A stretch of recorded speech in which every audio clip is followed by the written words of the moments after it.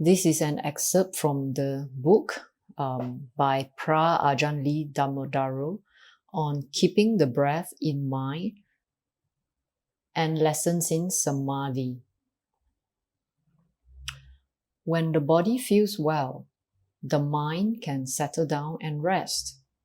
And once the mind is rested, you gain strength, the ability to relieve all feelings of pain while sitting in meditation, so that you can go on sitting for hours. When the body is free from pain, the mind is free from hindrances, nivarana in Pali. Body and mind are both strong. This is called samadhi balam, the strength of concentration. When your concentration is strong like this, it can give rise to discernment, the ability to see stress, its cause, its disbanding, and the path to its disbanding, all clearly within the breath. This we can explain as follows. The in and out breath is stress. The in breath is the stress of arising. The out breath is the stress of passing away. Not being aware of the breath as it goes in and out, not knowing the characteristics of the breath, is the cause of stress. Knowing when the breath is coming in, knowing when it's going out, knowing its characteristics clearly, such as keeping your views in line with the truth of the breath, is right view. So right view is part of the Four Noble Truths, or part of the Noble Path. Knowing which ways of breathing are uncomfortable, knowing how to vary the breath, knowing that way of breathing is uncomfortable. I'll have to breathe like this in order to feel at ease. This is right attitude. The mental factors which think about and correctly evaluate all aspects of the breath are right speech.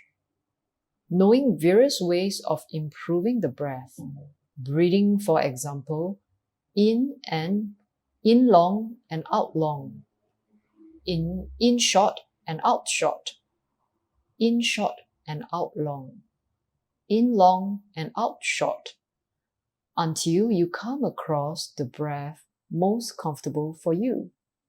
This is right undertaking, knowing how to use the breath to purify the blood, how to let this purified blood nourish the heart muscles, how to adjust the breath so that it eases the body and soothes the mind, how to breathe so that you feel full and refreshed in body and mind.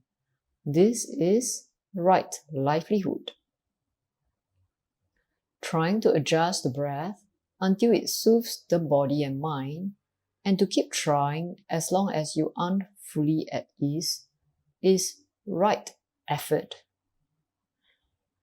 Being mindful of the in and out breath at all times, knowing the various aspects of the breath, the upflowing breath, the downflowing breath, the breath in the stomach, the breath in the intestines, the breath flowing along the muscles and out to every pore.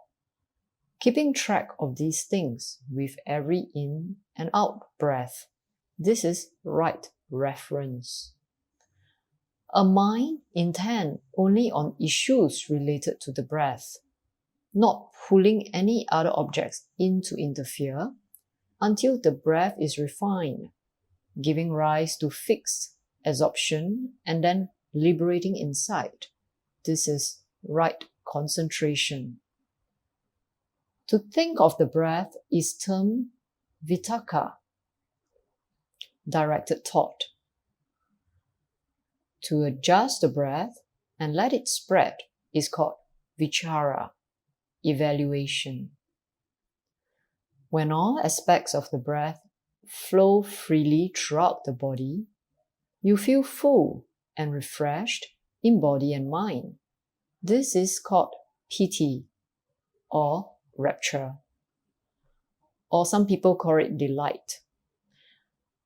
When body and mind are both at rest, you feel serene and at ease. This is sukha, pleasure. And once you feel pleasure, the mind is bound to hold fast to a single preoccupation and not go straying after any others. This is ekagata ramana, one-pointedness. These 5 factors form the beginning stage of right concentration. When all these parts of the noble path, virtue, concentration and discernment, are brought together, fully mature in the heart, you gain insight into all aspects of the breath, knowing that breathing this way gives rise to good mental states. Breathing that way gives rise to bad mental states. You aren't caught up with the factors such as the breath in all its aspects that fashion the body, the factors that fashion speech, the factors that fashion the mind, whether for good or for ill. You let them be, in line with their inherent nature. This is the disbanding of stress. Another, even more brief way to express the 4 noble truths is this. The in and out breath is the truth of stress. Not being aware of the in breath, not being aware of the out breath. This is the cause of stress. The mind is obscured, deluded awareness. Seeing into all aspects of the breath so clearly that you can let them go with no sense of attachment is the disbanding of stress.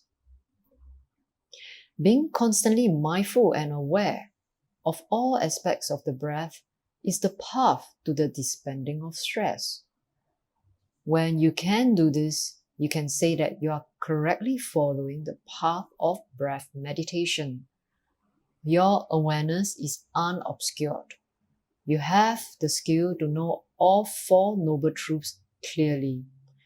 You can attain release. Release is a mind or awareness which doesn't cling to low causes and low effects, such as stress and its cause, or to high causes and high effects. This disbanding of stress and the high causes and high effects, which are the path leading to its disbanding. That means there's no more clinging to the Noble Eightfold Path that leads to the disbanding of stress. The path to its disbanding is a mind unattached to the things which cause it to know. Unattached to knowledge, unattached to knowing. When you can separate these things, you have mastered the skill of release. Example, when you know what forms the beginning, what forms the end, and what lies in between, letting them be as they are on their own, in line with the phrase, all phenomena are not self. To be attached to the things which cause us to know, the elements, the khandhas, the senses and their objects. The khandhas are actually the 5 aggregates, the body, feelings, perception, thoughts and consciousness. So to be attached to the things which cause us to know, right? Which are the elements, the 5 aggregates, the senses and their objects, is termed attachment to sensuality, kamupadana. To be attached to knowledge is termed attachment to views, ditupadana. To be unacquainted with pure knowing in and of itself, Buddha, is termed attachment to precepts and procedures. That means that a practitioner that doesn't know the way to disbanding stress and pure knowing, which is there is no more attachment to the consciousness or awareness that knows. So when there is no knowledge of this, it's termed attachment to precepts and procedures, rituals. And when we are attached in this way, we are bound to be deluded by the factors which fashion the body, speech, and the mind, all of which arise from obscure awareness, meaning awareness that does not know. The Buddha was a complete master of both cause and effect, without being attached either to low causes and low effects, or to high causes and high effects. He was above cause and beyond effect. Stress and ease were both at his disposal, but he was attached to neither of them. He fully knew both good and evil, was fully equipped with both self and not self, but wasn't attached to any of these things. He had at his disposal the objects which can act as the basis for the cause of disbanding stress. So I'm filling in that word which was missing in this translation in this book. He knew how to appear either ignorant or shrewd, and how to use both ignorance and shrewdness in his work of spreading the Dharma. And as for the disbanding of stress, he had it at his disposal, but didn't cling to it, wasn't attached to it, which is why we can say that his mastery was complete. Before the Buddha was able to let go of these things in this way, he first had to work at giving rise to them in full measure. Only then could he put them aside. He let go from abundance, unlike ordinary people who let go out of poverty. Even though he let these things go, they were still at his disposal. He never dismissed the virtue, concentration, and discernment he had worked at perfecting up to the day of his awakening. He continued using every aspect of virtue, concentration, and discernment to the day he entered total liberation, also known as parinibbana.